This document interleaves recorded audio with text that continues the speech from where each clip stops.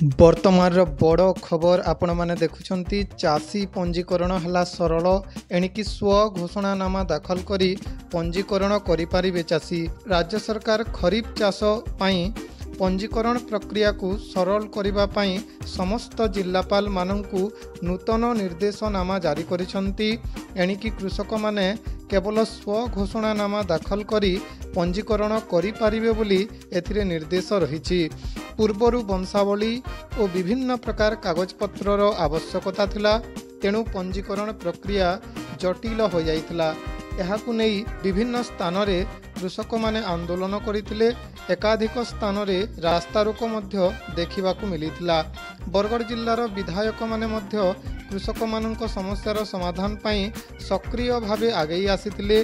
सेथिरे BJP विधायक अश्विनी षडंगी, सनत कुमार गड़तिया, इराशीष आचार्य और निहार महानंद सम्मिलित भावे मुख्यमंत्री मोहन चरण माझी और खाद्य जोगाण मंत्री कृष्णचंद्र पात्र को भेटी कृषकों समस्या समाधान पाई अनुरोध करथिले।